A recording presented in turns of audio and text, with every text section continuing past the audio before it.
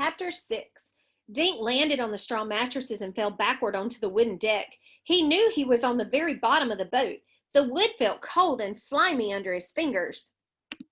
He tried not to think about what he was touching. He moved out of the way and looked up. "Come on, it's okay," he whispered.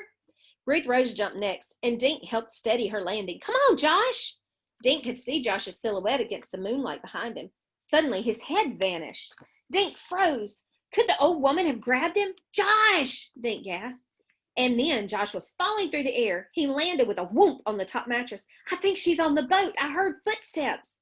The kids grabbed a couple of mattresses and dragged them into a far corner. "She must be looking for us. If she notices the open grate, she'll know we're down here," Ruth Rose said. They sat and stared at the open space in the deck above them. Dink could barely breathe. "She must know what we found, and she wants it." "How would she know? She might have seen us dig it up," Ruth Rose said. Dink remembered his surprise at seeing her on the bench while they were digging. Suddenly, Ruth Rose gasped. She pointed at the rim of the opening. A dark shape was moving around the edge. Dink thought it was the woman, but the head was too small. "It's a rat! What does it want?" Josh dug the M&M bag from his pocket. He stood up and walked beneath the opening. Using his best pitch, he threw the candy up and out of the hole. The rat disappeared. "Aren't you glad I didn't feed those to the seagulls?" "You're my hero." The kids sat huddled together. "Guys, how will we get out of here? I didn't see a ladder when we were here this morning. I have no idea." Dink thought he heard something. He strained his ears, keeping his eyes locked on the opening. They all heard the next sound. Footsteps coming down the stairs from the top deck. A head in silhouette appeared over the edge. Dink shoved himself as close to the wall behind him as he could. "I know you're down there," a hoarse voice said, floating into the hold. "And there's only one way out. I'm kneeling on the rope ladder." Dink didn't recognize that voice.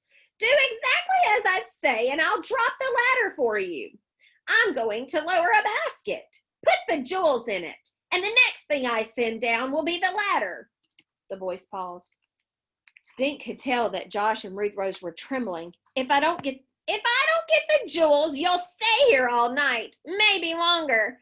Pretty soon the rats will discover you at—" "We'll do it!" Ruth Rose suddenly cried out. "I have the leather bag and the jewels. It's a necklace. You can have it. Just promise you'll let us out."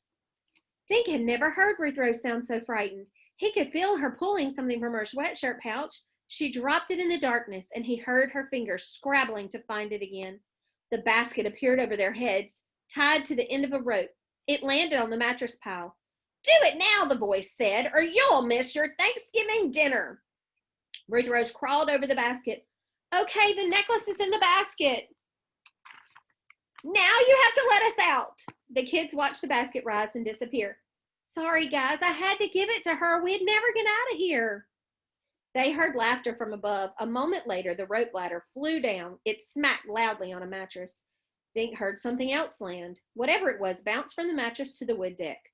Dink hoped it wasn't a rat looking for more of Josh's M&Ms. The kids stared at the rope ladder. No one moved. Dink felt sick at the thought that the old woman was still up there watching for them to climb out of the hold. They waited in the dark. "Should we go?" Ruth Rose asked. "Yeah, I'm out of here. She must have taken off by now." Dink held the bottom rung of the rope ladder as Josh and then Ruth Rose climbed up. Dink went up last, the ladder swinging as he climbed. They pulled the ladder up and piled it next to the opening. Then they tugged the grate back into place. "It must be after 6 by now," Dink said. "My mom is going to freak." They climbed the fence and ran toward the hotel for the second time that night. Now that the snow had almost stopped, a bright moon shone from behind the clouds. Dink would have enjoyed the scene if he hadn't been so scared. This time, the woman waiting inside the hotel lobby was Dink's mother. She ran toward the kids as they burst into the lobby, out of breath and dirty from being in the hold. "Donald David Duncan, where have you been? I've been looking all over town for you.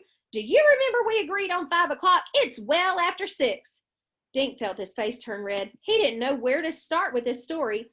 "I'm sorry, Mom. Could we go upstairs? I'm really tired and hungry. We have to tell you." Dink's mother wrinkled her nose. Then she grinned. "You 3 smell. Hot showers first. Then I'll call down for some food." That's the end of chapter 6.